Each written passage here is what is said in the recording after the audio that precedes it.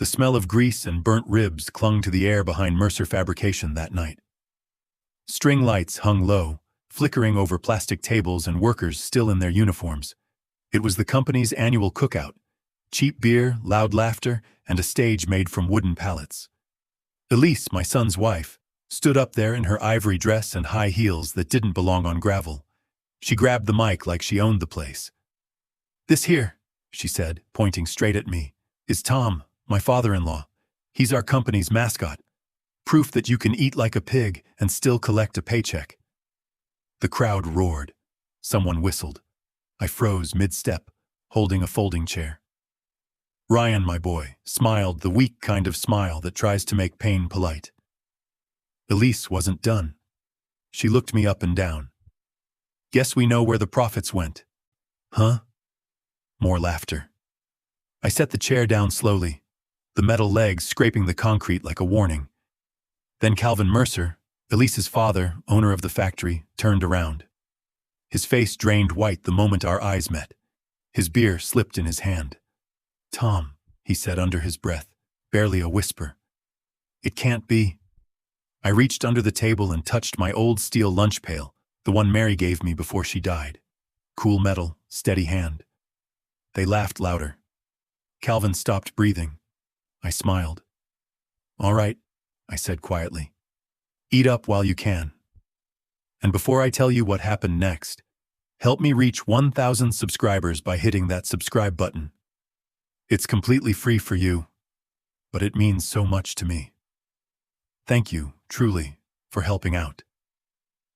The laughter didn't last long after I said that. It slipped into an awkward murmur, like a machine running out of oil. One by one, the workers found excuses to head for their trucks. The music stopped mid-song.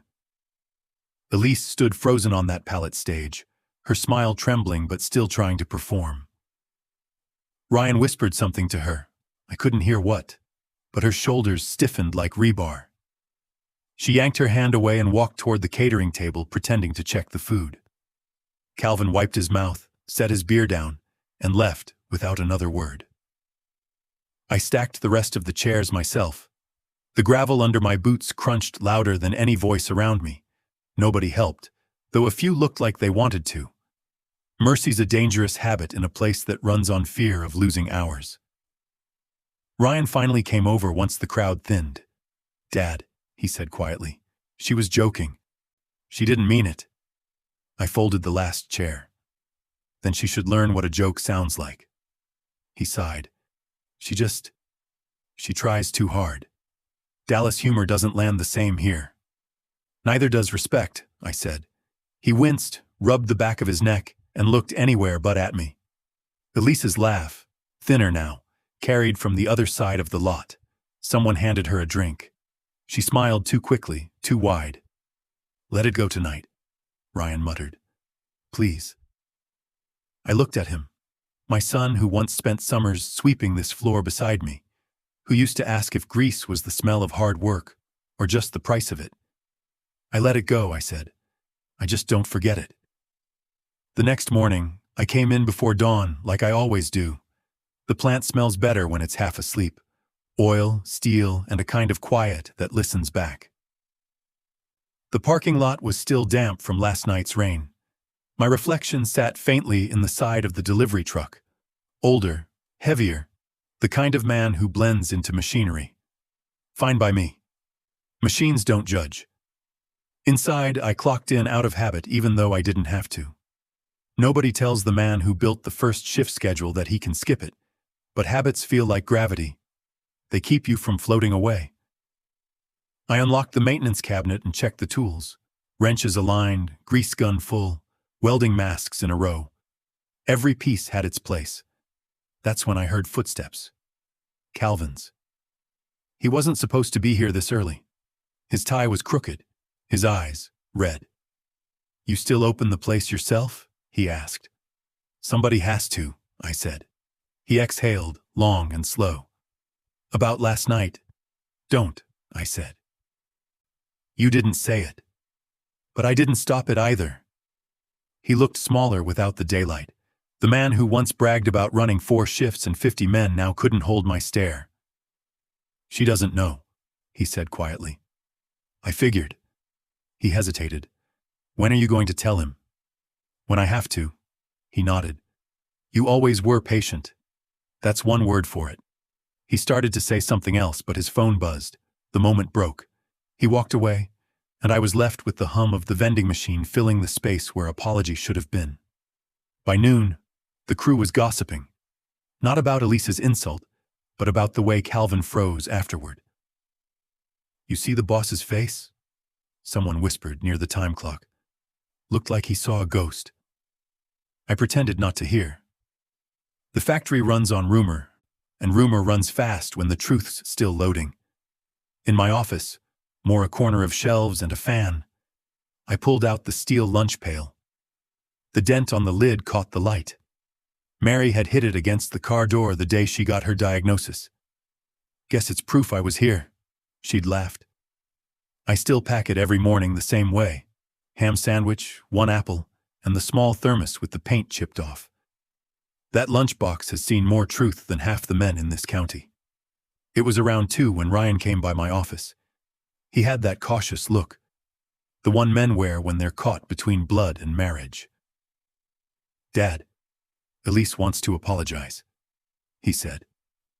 "Then she should come here. She thought it'd be better if I came first." I looked at him. "She's not used to talking to people who can look her in the eye, is she?" "Dad, please. I'm not angry, Ryan. But you can't insult a man in front of 50 people and fix it with a whisper in private." He pressed his lips together, like he was swallowing something sharp. "She's scared, okay? Last night when Calvin saw you, he acted weird. She doesn't understand why. She doesn't have to. She thinks you're connected, that maybe you have something on him." I smiled. "I do." He blinked. "What?" "Time," I said. "I've been here longer than he's been honest." Ryan frowned, confused. He wanted to ask more, but the shift buzzer went off, and that saved him. He left, glancing back once before disappearing into the crowd of blue uniforms. When the noise of machines filled the plant again, I sat alone at the workbench. I stared at the clipboard, the reports, the names written in my own hand. Men and women who'd given half their lives to this place, while people like Elise used it for Instagram backdrops. I thought about Mary, her hands scarred from welding, her laugh echoing down these same aisles. She believed good work was its own revenge. Maybe she was right. Maybe it was time to remind a few people what real work looked like. I closed the lunch pail, snapped it shut. That sound, metal locking to metal, felt like the start of something. That night, they laughed at the man with the lunch pail. By next month, they'd learn who really signed their checks. By Monday morning, the joke had turned into silence. People at Mercer Fabrication don't talk about what happened. They hum, they gesture, they share looks that say someone's in trouble, but it isn't me. Elise came in late, wearing a white blazer that screamed, "Dallas," heels clicking across the concrete like punctuation marks. She'd started calling herself Operations Strategist, a title that didn't exist until she printed it on the sign outside Calvin's office. Ryan followed behind her, head down, coffee in both hands like it was armor. I was tightening a valve on the compressor when she passed me. Her perfume sliced through the scent of oil and steel. She didn't say good morning. Instead, she called out to a group of welders, "We're going to modernize this place. Clean signage, better branding, fresh paint. No more of this garage vibe." The welders looked at each other, unsure whether to laugh or salute. Then she turned to me. "Tom, you've been here a long time. You should appreciate improvement." "I appreciate function," I said without looking up. "Paint doesn't fix what leaks." Ryan shifted, embarrassed. "She's just trying to help, Dad. She's trying to decorate." I stood up. "That's not the same thing." Elise gave me a smile polished to a weapon's edge. "We'll see which approach lasts longer." By lunch, I already knew her plan. A memo went out about workplace image optimization. Her words. The budget line could have fixed the air compressor, the forklift brakes, and the coffee machine that sounded like a dying animal. Instead, she wanted new chairs and wall art that said innovation starts here. I kept my opinion to myself. Silence has a weight. When you carry it right, people mistake it for strength. That afternoon, Calvin called me into his office. He looked tired, like the kind of tired that doesn't sleep off. "Tom," he started, "I know Elise's way can be rough around the edges." "Edges cut when you swing them wrong," I said. He sighed. "She's smart, ambitious. She wants to prove she can run this place someday. She'll have to find it first." He winced. "Look, I'm trying to hold this family together, between her and Ryan and the bank breathing down my neck." "The bank?" He hesitated. "You didn't hear that?" "I didn't," I said, but I'd already heard enough. When he looked away, I noticed his hands trembling, not from age, but from fear. I'd seen that tremor before, back when we almost lost the county contract. Back when he came to me for help and I covered payroll out of my own account, the one nobody knew existed. That account still had the paperwork, the receipts, the emails, the proof. Calvin owed me more than an apology. He owed me the truth. 2 days later, Elise called a meeting in the break room. The whiteboard had bullet points written in pastel markers. Pink for efficiency, green for modern values, gold for public image. She spoke like a TED Talk nobody wanted to attend.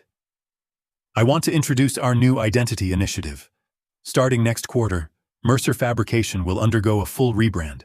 We'll drop the outdated slogan, refresh the uniforms, and..." One of the welders raised a hand. "Ma'am, we don't even have enough gloves that fit." She blinked, smiled, and moved on. "And we'll establish a mentorship program. Young professionals need to feel inspired when they walk in here." "Maybe inspired to get paid on time," someone muttered from the back. She ignored it. "Finally, we'll address unnecessary costs. Legacy programs, retirement benefits, anything draining our innovation fund." That got the room's attention. I crossed my arms. "You mean pensions?" She looked at me, still smiling. "I mean outdated systems that don't serve the future. You can't run a company without remembering who built it. I'm not erasing history, Tom. I'm rewriting it." Ryan looked between us, pale as the wall. The meeting ended fast.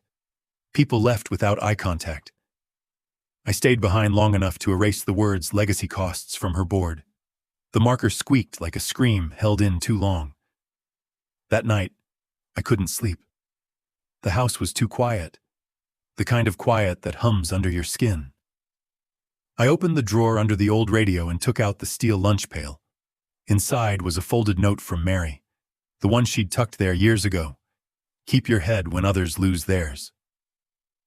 You'll always win slower, but you'll win clean." She never told me what she meant until the day she died. "Some fights," she said, "you don't win by swinging. You win by staying standing." I ran my thumb over the dent in the lid and thought about that rebrand meeting. Her voice cutting through the workers' pride like a saw through sheet metal. Maybe it was time to stop letting other people decide what this place stood for. The next morning I started taking inventory, not of parts but of patterns. Late invoices, extra catering receipts under Elise's name, vendor checks paid twice. Nothing big enough to prove theft, but big enough to prove carelessness. I copied every document onto a flash drive I labeled Steady. By noon, I'd found the real leak, a request to move the company pension fund into a growth vehicle tied to one of Calvin's old business partners. Elise's name was on the approval line. I printed it, slipped it into the lunch pail, and locked the lid. That's when Ryan showed up again. He looked nervous, glancing around like the walls could eavesdrop. "Dad, you've got to stop pushing her." "I'm not pushing, I'm watching. She's under pressure. Calvin said the bank's coming down hard. They need to show growth or lose their credit line." "Growth built on lies still collapses," I said. He exhaled. "You sound like you know something." "Maybe I do." He studied me for a long time. You're planning something. I'm preparing, I said. There's a difference. He looked scared. Please don't make it worse. I met his eyes. Son, I'm not the one making it worse. I'm just making it visible. That night I sat on the porch, watching the factory lights flicker through the trees. It used to look like home from here. Now it looked like a warning sign. I took out the flash drive, turned it over in my hand. It felt heavier than it should. Somewhere inside that building, people like Elise were repainting walls while the foundation cracked. Mary once told me, "A crack doesn't destroy you. It just shows where the light should come in." I leaned back in my chair, eyes on the glow of Mercer fabrication across the highway, and whispered, "Let it crack then." They called it modernization. I called it erasure, and erasure always leaves fingerprints. The next week, the factory looked cleaner, brighter, and emptier. Elise's modernization had started. New posters on the walls, new rules on the bulletin board, and new people walking around holding clipboards instead of tools. She called them consultants. The rest of us called them shadows. They followed workers through the floor, jotting notes about efficiency while ignoring the squeal of the forklift brakes that actually needed fixing. A fresh coat of paint on the break room walls did nothing to hide the smell of cheap coffee and exhaustion. I kept quiet. Talking wouldn't help now. Talking would only warn them. Elise strutted across the floor that Monday like she'd been born with a stopwatch in her hand. "Morning, everyone," she said. "We're introducing a new system to track performance. It's about fairness and accountability." I knew what that meant. It meant control. She waved a stack of plastic cards. Blue for hourly, silver for salaried. "Your badges will help us see workflow patterns. It's just data collection, nothing personal." Ryan, standing beside her, looked uncomfortable but stayed silent. When she handed me a silver card, I handed it back. "I'm hourly." She smiled, condescending. "No, Tom, this is just symbolic. You've earned this status." "I earn my status by working," I said, "not by color-coding it." The room went still. A couple of welders pretended to check their phones. Elise tilted her head. "I'm trying to bring clarity." "Clarity doesn't need colors," I said. "It needs honesty." She blinked, slow, deliberate, and her smile hardened like cooling metal. "We'll talk about this later," she said softly, which always means it won't be private. She walked off. Ryan didn't follow. That afternoon, Calvin called me into his office. The door clicked shut behind me, and the blinds were already closed. Never a good sign. "Tom," he started, "I need to ask you something off the record." "Everything I do is off the record," I said. He sighed, rubbed his temples. "You heard about the credit line. The bank's watching every quarterly figure. They want proof this new leadership structure is working." "And by new leadership, you mean Elise?" He didn't answer, which was answer enough. "I'm trying to keep the ship steady," he continued, "but she's convinced that fresh blood and branding will fix everything." "Paint doesn't stop a leak," I said.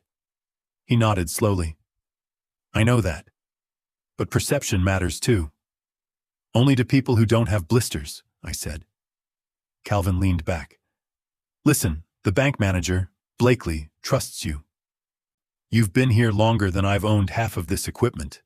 If things start looking shaky, I need you to calm him down." I met his eyes. "Maybe you should tell him why things are shaking." His mouth twitched. "You've got your pride, Tom. I respect that. But don't confuse pride with power. She's family now." "She's paperwork," I said. "Family shows up when you're sick, not when you sign." He didn't say another word. That night, I stopped by Blakely's office at the county bank. The man still wore the same gray suit he'd probably been born in. He looked up from his ledger and smiled politely. "Tom," he said, "we don't see you unless something's breaking." "Nothing's broken yet," I said. "But I'd like to make sure it stays that way." He leaned back. "I assume this is about Mercer?" "About what's keeping it alive," I said. He motioned for me to sit. I didn't. I just need to know, I continued, if the bank's still basing its covenants on operational stability or on family theatrics. He chuckled. Operational stability? Always. Good, I said. Then I'll send you something soon. Quietly. Should I expect trouble? Expect truth, I said. It tends to look like trouble to people who lie. Back at the plant, Elise had started scheduling leadership lunches every Wednesday. She'd bring in catered salads and sparkling water like we were in an office tower instead of a steel shop. She made sure to seat me next to her. Tom, I really value your historical perspective, she said once, picking at her lettuce. History's written by people who show up, I said. She laughed lightly. You're funny. I think sometimes you don't realize how resistant you sound. Resistant to what? Change. Bad change, yes. Ryan kicked my foot under the table. I let him. She went on about synergy, performance reviews, and cross-departmental transparency. All words that mean the same thing. Someone's watching you. When she mentioned cutting the legacy pension costs again, I looked at her calmly and said, You'll need lender consent. That got her attention. Her fork froze mid-air. Excuse me? I smiled faintly.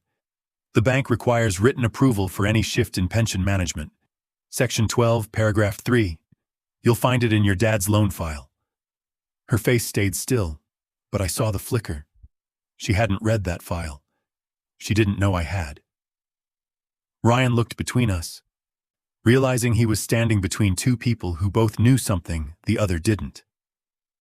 Where did you learn that, Tom? Elise asked. From the same place you should have, I said. The paperwork. That night, I updated the flash drive. I added the new financial memo she'd circulated that morning, the one proposing a transfer of pension reserves into a growth fund. I cross-referenced it with the original banking covenants and the old payroll ledger I still kept on paper. Then I created a folder called Holding Line. Inside it, I saved everything. Invoices, email attachments, even the photo from her social media post at the leadership lunch. Her caption read, Building the future with strong guidance and even stronger coffee. I wrote a note in the same folder. Strong coffee won't wake you when the past comes calling. By Friday, the plant had split into two sides, those who smiled when Elise walked by and those who got quiet. The ones who smiled were scared of losing their jobs. The quiet ones were scared of losing the soul of the place. Ryan came to see me again. You've got to stop locking horns with her, he said. She's getting paranoid. She thinks you're trying to make her look bad. She doesn't need my help for that. Dad, she's about to cross a line, son. I can't let her take this place, or your name, down with her. She's my wife. And you're my son, I said. That's why I'm not saying more. He stared at me, frustrated, scared, loyal to both of us. That's the curse of decent men. They always think love can negotiate with pride. I placed a hand on his shoulder. When this ends, you'll know everything. But right now, silence is the only thing keeping this from turning into war.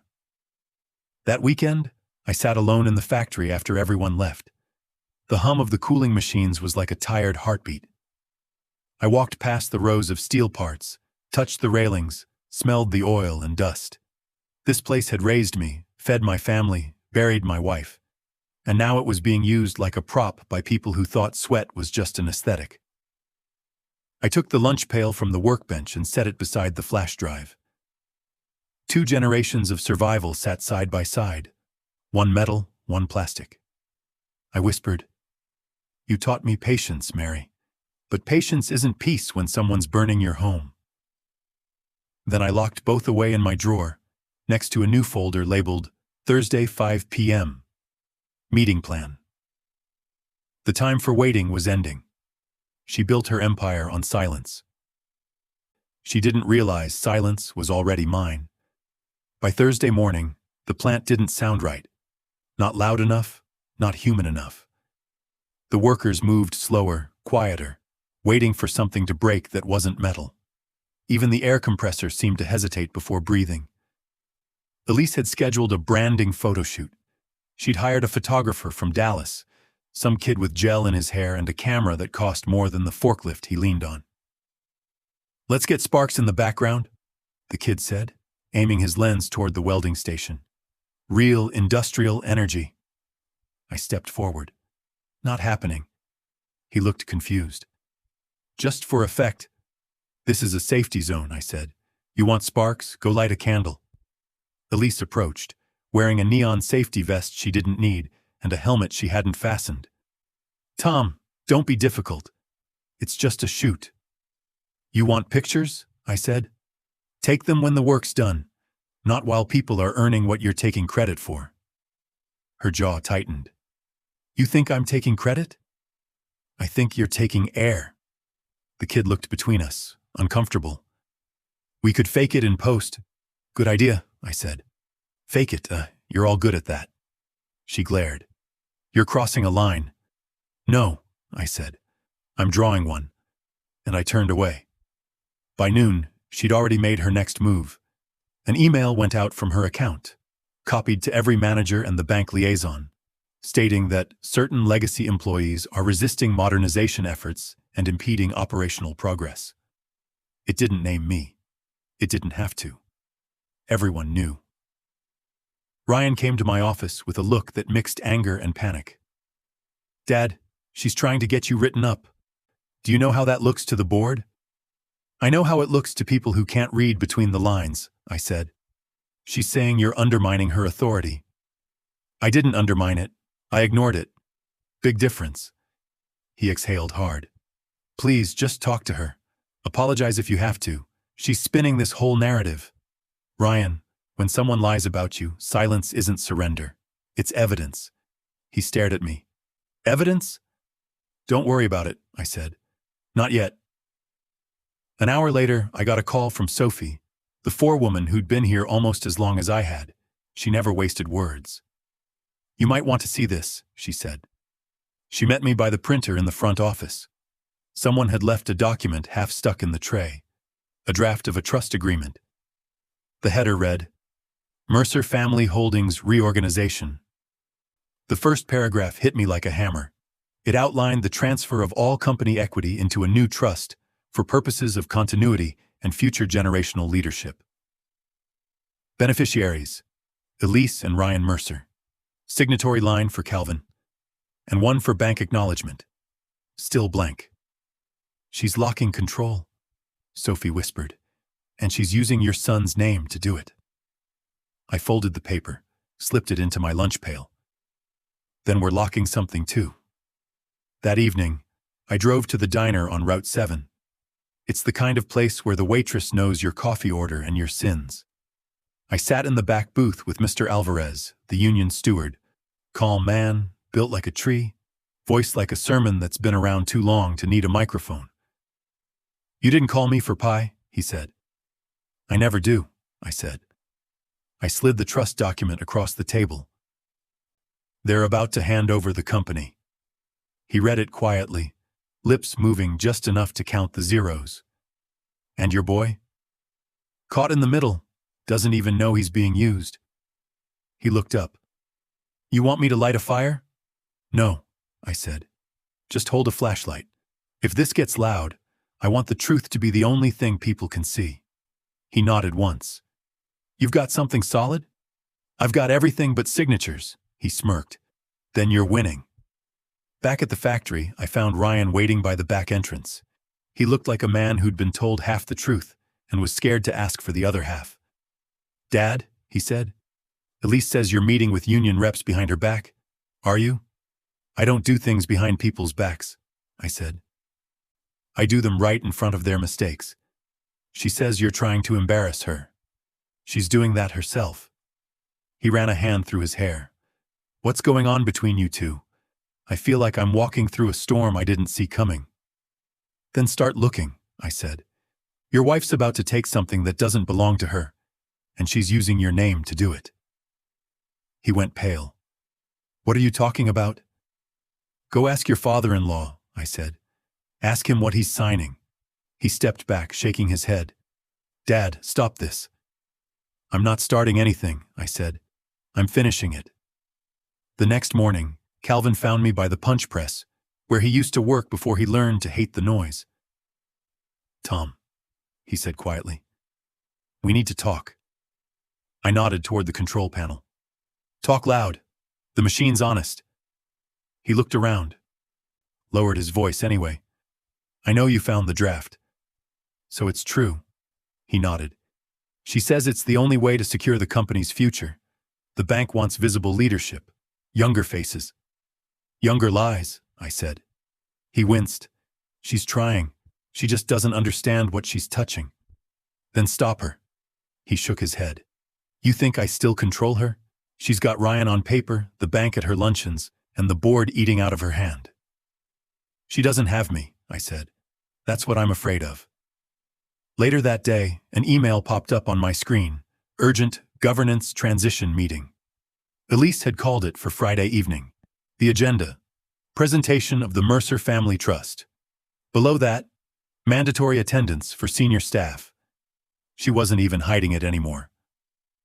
I stared at the screen for a long time before replying with 2 words. I'll attend. Then I opened my drawer, took out the flash drive, and connected it to my computer. I printed 3 documents: the pension transfer proposal with her digital signature, the rebrand invoices tied to her personal credit card, the email chain between Calvin and the bank referencing unapproved governance modifications. I stapled them together, slid them into a folder marked Truth, 5 p.m. Then I placed it inside the steel lunch pail and locked the latch. That night, Ryan showed up at my house. He didn't knock. He just stood on the porch like a man rehearsing something hard.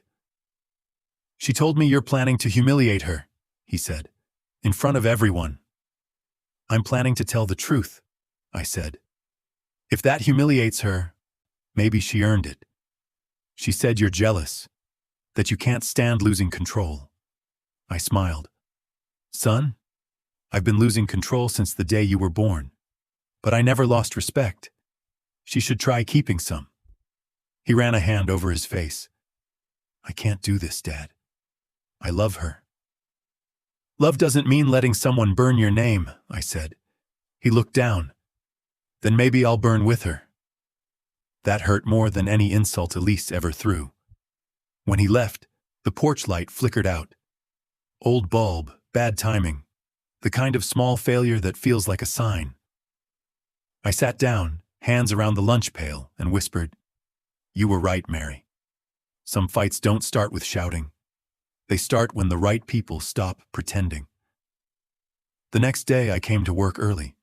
The air was heavy, like the factory knew what was coming. I walked through the floor, brushing my hand against the railings, feeling the steel vibrate faintly under my palm. At 5 o'clock, when the siren sounded the end of the shift, I stayed behind. By 5:30, chairs were set up, the projector was ready, and the board had arrived. Elise at the front, Ryan by her side, Calvin seated in silence. I stood near the wall, lunch pail in hand. The truth was finally clocking in. She thought she was calling a meeting. She didn't realize she'd scheduled her own audit. The conference room wasn't built for drama, just plywood tables, buzzing lights, and the hum of air vents trying to out-talk tension. But that night, it felt like a courtroom without walls. Elise stood at the head of the table in a fitted navy suit, the kind that says, I planned this. Ryan sat 2 chairs down, pale, eyes darting between her and Calvin, who looked like a man waiting for a train he knew would hit him. She smiled, the kind of smile you learn from PR coaches. Thank you all for staying late. Tonight marks the start of Mercer Fabrication's next chapter. A unified, modern direction led by family. She said family like it was a company slogan. Behind her, a slideshow flicked through new logos, glossy M's, glowing steel textures, stock photos of people shaking hands. She spoke about rebranding, legacy, continuity, words so clean they could hide a stain. I stood in the back, lunch pail resting on the floor beside me. When she reached the part about the Mercer Family Trust, she turned toward Calvin with a delicate tilt of the head. Dad, if you'd like to explain the transition. He cleared his throat. This trust ensures the company stays in good hands. The next generation will keep what we built alive. He said it like a confession. Then Elise handed out folders to the board members. Inside, you'll find the terms of transfer, the updated financials, and the trust structure. She didn't hand me one. She didn't have to. I already had the original. I waited until she finished the presentation, until the applause started, polite but shallow, like people clapping for a movie they didn't understand. Then I picked up my lunch pail and walked to the front. The sound of the latch opening sliced through the room like a knife in velvet. Before anyone signs anything, I said, I'd like to show you what modernization looks like when it forgets its own reflection. Elise's smile faltered. Tom, this isn't your... Actually, it is, I said. You're using my name, my son, and my 30 years of labor to justify a trust built on debt and vanity. A hush spread. Ryan leaned forward, whispering, Dad, don't. I set 3 papers on the table, one by one, like laying down cards in a game no one realized they were playing. Document 1, Pension Transfer Memo, signed by Elise. Document 2, Vendor Invoices, tied to her personal credit card. Document 3, Email chain from Calvin to the bank confirming unauthorized financial changes. I don't do rumors, I said. I do receipts. She went still. For the first time since the wedding cookout, Elise didn't know where to look. She tried to recover. These are out of context. Then let's add some, I said. I pulled out the flash drive, the one labeled Steady, and plugged it into the projector laptop. The screen flickered. The first image was a digital record of a bank alert, the one she'd ignored, warning that pension assets couldn't be repurposed for discretionary spending. The next slide showed her approval email confirming the transfer. Gasps scattered through the room like loose bolts. Tom, this isn't what it looks like. Ryan started, but I stopped him with a look. It's exactly what it looks like, I said. You signed a blank trust form. She filled in the rest. Ryan turned toward Elise, face drained. You told me this was just restructuring. It is, she said, voice cracking. Your dad's twisting everything. He's always hated me. He's trying to make me look incompetent. I stepped closer, voice calm but sharp. You didn't need my help for that. Calvin finally spoke. Elise, is this true? She glared at him. You knew what I was doing. I knew you were drafting something, he said. I didn't know you were gutting the company. Her hands trembled. You told me to save it. You said if the numbers didn't improve, I said restructure the debt, not the ethics. Silence fell so heavy that even the ceiling lights seemed to hum slower. Then I reached into the lunch pail again and pulled out the last piece, a voice recording, just 20 seconds long. Her voice filled the room. He's old. He won't fight. By the time he figures out what's happening, Ryan's name will already be on the papers. We'll thank him in the newsletter. The sound ended. Ryan's face broke. Calvin closed his eyes. Elise stood frozen, her mask slipping inch by inch until there was nothing left but raw panic. You recorded me? She hissed. No, I said. The office cameras did. I just knew where honesty hides. She tried to grab the folder, but Calvin's hand landed on it first. Don't, he said softly. You've done enough. The board members looked at each other. One by one, they slid the unsigned trust documents back across the table. Ryan whispered, You used me. Ryan, please, she said, reaching for him. He pulled away. You humiliated my father. You lied to me and you almost destroyed everything he built. For what? So people in Dallas would clap for you? Her lips trembled. I did it for us. No, I said quietly. You did it for you. That's the difference between a family and a brand. She turned toward me then, anger flaring to life again, desperate and bright. You think you've won? You embarrassed me in front of everyone. You'll regret this. I looked at her the way a man looks at a storm he's already outlasted. I don't regret defending what's mine, I said. And what's yours was never respect. It was spotlight. I just turned it off. She lunged for the projector cord, yanking it free. The screen went black, but the silence was already louder than any display. Calvin stood. Meeting adjourned. No one argued. Outside, the sunset had turned the sky the color of rust. Workers were heading home, their laughter echoing faintly down the lot. Ryan caught up to me near the gate. "Dad," he said quietly, "you had all that. The proof, the files. How long have you known?" "Long enough," I said. "But truth doesn't work until it's ready to be seen." He looked down. "You could have destroyed her sooner." "I didn't want to destroy her. I wanted her to reveal herself." He nodded slowly. "You always were patient." "Patience isn't forgiveness," I said. "It's accuracy."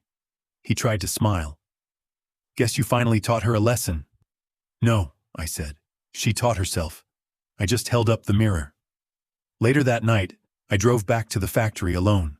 The parking lot was empty except for the reflection of the neon sign in a puddle by the loading dock. The word Mercer looked broken, flickering between light and dark. I walked inside, turned on one work light, and sat down at my bench. The flash drive was still warm in my pocket. I held it between my fingers, turning it like a coin. Mary once told me, "A secret doesn't rot until someone opens the jar." I guess tonight, I opened it. I placed the flash drive in the lunch pail, shut the lid, and whispered, "You'd have liked this one, Mary." No yelling, just timing. I turned off the light and left the factory in silence, the way truth always leaves when it's finished speaking. The fire was out, but smoke always finds new air. Justice doesn't end at exposure. It starts where denial dies. The fallout came fast. By Monday morning, the story had left the factory and started crawling through town like smoke through vents. Unstoppable, quiet, choking everyone who'd breathed Elise's name with admiration. Mercer Fabrication had never been on the front page of the Pine Ridge Gazette before, but there it was. Local factory's family trust under investigation.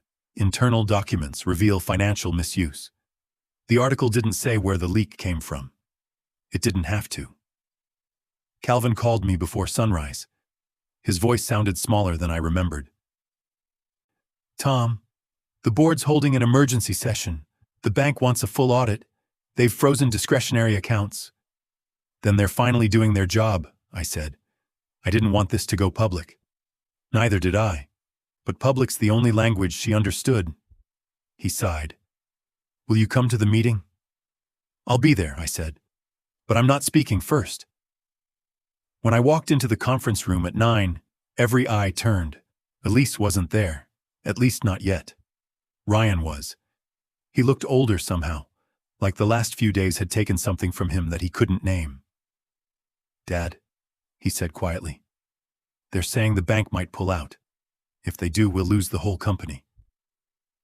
"Then we rebuild it honest," I said. "Better to lose a roof than live under rot." He nodded, not fully convinced but too tired to argue.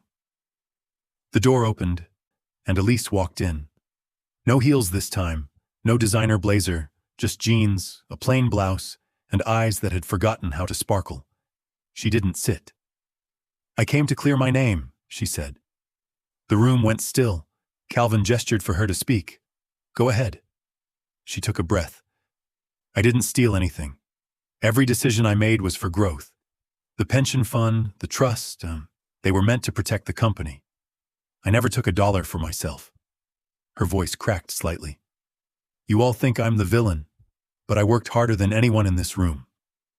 I let her finish. Then I stood. "Elise," I said, "you're right about one thing. You worked hard. But hard work doesn't erase bad math. You moved money you didn't own, signed contracts you didn't understand, and lied to the one person who tried to protect you." She turned on me. "You humiliated me." "Tom, you could have talked to me privately." "I tried.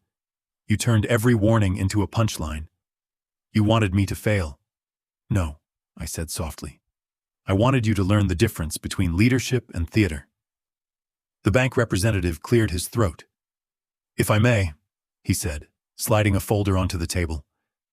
Our preliminary audit confirms Mr. Tom Carter's evidence. Misappropriation did occur. No direct theft, but clear misuse of pension-designated funds. We recommend returning governance control to the original ownership structure until compliance is restored. Elise went pale. You can't do that. My name's on the trust. The man adjusted his glasses. Your name's on a document the bank never recognized. Calvin closed his eyes. He'd spent his life talking his way out of holes, but this one was too deep for charm. Ryan spoke next. Dad, what happens to the company now? Calvin looked at me. It's his call, he said quietly. He's the guarantor. The room turned, dozens of eyes on me, waiting to see if I'd swing the hammer or hold it. I reached into the lunch pail, slow, deliberate, and pulled out the company seal.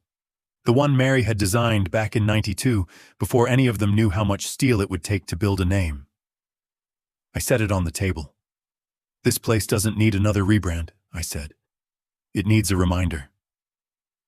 I pushed the seal toward Calvin. You started this company with your hands. You lost your way when you started hiring people who used theirs to point instead of build. You want it back, you fix it. But this time, no trust, no gimmicks, no lies. Calvin's eyes filled, though he tried to hide it. You're giving it back? I was never here to take it, I said. Just to clean it. Elise's voice rose, trembling between anger and disbelief. You could have destroyed me completely. Why stop now? I looked at her. Because justice isn't revenge. Revenge wants noise. Justice wants quiet. The meeting ended without applause, without ceremony. People filed out slowly, whispering, watching Elise like she might shatter. Ryan stayed behind. Dad, he said, you didn't have to protect her. I didn't, I said. I protected you. He swallowed hard. I'm sorry I didn't see it sooner. You couldn't. She was good at mirrors. He nodded, eyes wet but steady. What happens now? Now, I said, we work. The same way we always have. With our hands, not our titles. A week later, the factory started to feel alive again. The consultants disappeared, replaced by the sound of machines breathing back into rhythm. The posters came down. The air smelled like work again, not perfume. Calvin called a floor meeting. No projector, no PowerPoint. Just a few honest words about rebuilding, paying what's owed, and earning back trust. When he finished, he looked at me. Tom's stepping in as interim operations head. He'll keep us honest while we find our footing. There was a moment of silence, then applause. Real applause this time, the kind that carries grease under the nails. Elise wasn't there. No one asked where she was. 3 days later, I found a letter slipped under my office door. No name on it, but I knew the handwriting. Tom, I can't undo what I did, and maybe I wouldn't even if I could. I wanted to prove I was worth something in a place that never let me forget I wasn't born into it. You were right. I built a brand, not a family. And when the lights went out, the brand didn't stay to help me pack. I'm leaving town. I hope Ryan finds peace. I hope you find forgiveness. I folded it once, slid it into the lunch pail next to Mary's note. Forgiveness, I thought. That's not a destination. It's a maintenance job. Something you keep working on, day after day.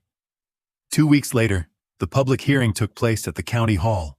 The audit findings had to be read aloud for record. Small-town justice, loud enough for everyone to hear. The clerk called names, reporters scribbled. Calvin confirmed the timeline. Ryan testified that the trust documents were signed without full disclosure. I spoke last. They asked me what I wanted the outcome to be. I said, for people to remember that silence isn't weakness, it's focus, and sometimes the quietest man in the room is the only one still listening. The clerk nodded. The judge approved restitution of funds and dismissed further charges on the grounds of voluntary correction and cooperation. It wasn't a spectacle. It wasn't even dramatic. It was exactly what justice should be: calm, procedural, final. When it ended, someone in the back of the room whispered, "Guess the fat pig had teeth after all." I didn't turn around. I just smiled. Outside, Ryan walked beside me down the courthouse steps. "You know," he said, "when this all started, I thought you were bitter. Turns out you were just right." I chuckled. "That's the same thing in a small town." He laughed softly, then stopped. "Dad, are you going to stay on?" "For a while," I said. "Long enough to see the lights stay on without anyone burning them too bright." He nodded. "I'm proud of you." I looked at him. "No, son. I'm proud of you. You faced the truth, and you stayed standing." He smiled faintly. "Guess that runs in the family." That evening I went back to the factory. The air was cooler now, quiet but alive. The hum of machines like a steady pulse returning after surgery. I opened my drawer and took out the lunch pail. Inside sat the company seal, the flash drive, and Mary's note. 3 tokens that had seen the rise, the fall, and the repair of everything we'd built. I placed them on the workbench under the lamp's yellow light. Steel, plastic, paper. 3 ordinary things that together had carried an entire story. I whispered, "Justice doesn't shout. It signs." Then I stamped the company seal on the audit's final page, closed the folder, and left it on Calvin's desk. Outside, the neon sign flickered back to full strength. Mercer Fabrication, whole again. The truth had spoken, quietly. But in a town built on noise, quiet was the loudest sound of all. The factory settled into a rhythm again, like a heart that had finally remembered how to beat without stuttering. The machines hummed steady. The floor smelled of metal and sweat instead of fear. Even the coffee tasted different. Not better, just honest. Calvin came by my office one morning holding 2 mugs. "Coffee," he said. "Not an apology, just coffee." I nodded. "Good. I've had enough apologies to last another 30 years. He sat down across from me. For a while, we didn't talk. That was the thing about men like us. Silence could fix more than words ever did. Finally, he said, "The bank's keeping us under review for another quarter, but they're impressed with how clean the books look now." "Funny what happens when you stop decorating lies," I said. He chuckled, then went quiet again. "You ever think maybe we caused this? Raising kids who never had to crawl through grease to understand what it costs to build something?" I leaned back. "Maybe. But you can't teach hunger with comfort. You can only remind them it exists." He nodded slowly. "You always had a way of saying simple things that sting." "That's what honesty does," I said. "Burns first, heals later." That afternoon, I walked the floor like I used to years ago. Checking gauges, talking to welders, listening more than speaking. People greeted me differently now, not with fear, not even with pity, but with something closer to respect. Sophie caught up to me by the tool cages. "You know, they're calling you the quiet boss now," she said. "Not a boss," I said. "Just a man making sure the lights stay on." "Yeah, well, sometimes that's what a boss is." She smiled and went back to work. I stood there for a moment, watching sparks fly from a welding torch. Bright, dangerous, beautiful, exactly like truth. Ryan started spending more time at the plant after that. No suits, no fancy watch, no hiding behind Elise's plans. He showed up at 6, gloves in hand, asked questions like an apprentice instead of an heir. One evening, after the last shift, we stood by the loading dock watching the sunset bleed into the tree line. "I didn't know work could feel like this," he said quietly. "Like what?" "Real. Like I can see it breathing." "That's because you stopped trying to own it," I said. "You started belonging to it instead." He smiled a little. "You ever going to forgive her?" I exhaled. "Forgiveness isn't a door, Ryan. It's a fence. You don't break it down. You just decide how far you'll let someone walk toward it. He looked thoughtful. You'd still help her if she called, wouldn't you? I didn't answer right away. I'd pick up the phone, I said. That's all I owe. He nodded. That was enough. 2 weeks later, a letter came addressed to Mercer Fabrication. Attention, Tom Carter. Inside was a check, certified, no note, repaying the exact amount Elise had redirected from the pension fund. Ryan found me reading it on my lunch break. She sent that? Looks like it, I said. What are you going to do with it? Deposit it. People can't rebuild their name if you won't cash their redemption. He smiled faintly. You think she'll come back? No, I said. And that's probably the kindest thing she'll ever do. That Friday, Calvin called everyone together. No stage, no speeches, just him standing by the assembly line holding a clipboard. He said, We've got one job now, to make things again. Real things. The kind of things that outlast the people who build them. Then he nodded toward me. Tom kept this place alive. Let's make sure he didn't waste that effort. The room broke into applause. Not loud, not forced. Honest noise from honest hands. I didn't say anything back, just raised my coffee and let the sound do the talking. That evening, I went home and sat on the porch. The sky over Pine Ridge had that heavy gold tint it gets right before summer fades. I could see the factory lights flickering in the distance, steady now, like they were breathing on their own again.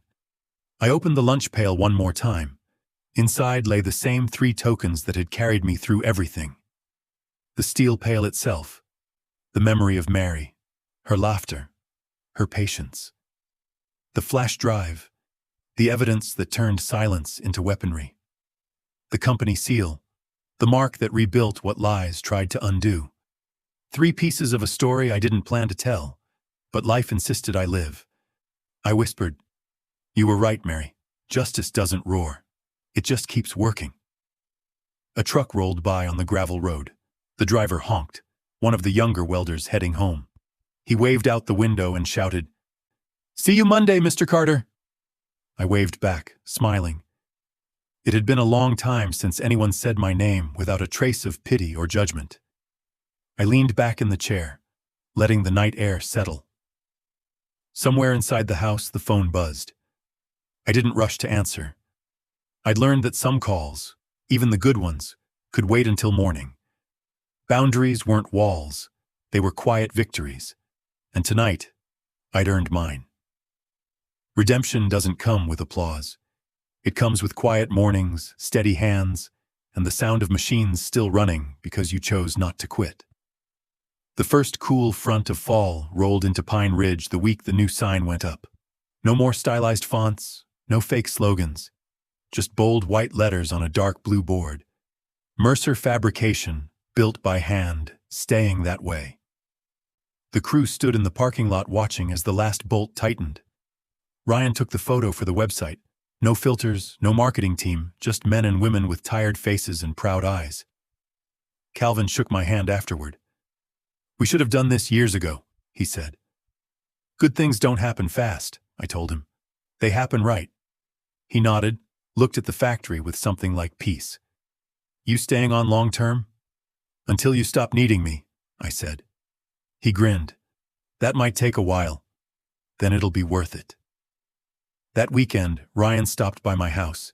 He had paint on his jeans and a small box under his arm. Got something for you? He said. Inside the box was a brand new lunch pail, stainless steel, polished, solid, spotless. I figured it was time you had one that didn't carry ghosts, he said. I smiled. Ghosts are what keep the living honest. He laughed softly. Then maybe keep both. One for the past, one for the future. I nodded, set the new one beside Mary's on the table. For a moment they caught the same light. 2 reflections. One dulled by time, one ready for what's next. On Monday morning, I walked the floor again. Sophie waved from the welding bay. Someone had painted a small phrase across the back wall in white stencil. Silence is not weakness. No one claimed it. No one had to. The air was warm, humming, alive. Machines moved steady, men and women talking easy again, like the noise of a town forgiving itself. Ryan was in the corner office now, but he kept the door open. No gold nameplate, no glass wall, just the sound of work flowing in and out. He caught my eye and grinned. "Everything okay out there?" "Everything's louder," I said. "That's how you know it's alive." Around noon, I took my lunch break outside. Same bench, same spot by the fence line where Mary and I used to eat sandwiches during double shifts. The breeze carried the sound of clanging steel and a country radio somewhere in the distance. I opened the old steel pail one last time. Inside was Mary's note, creased, faded, but still readable. "Keep your head when others lose theirs. You'll always win slower, but you'll win clean." I read it again, smiled, and slipped it back inside.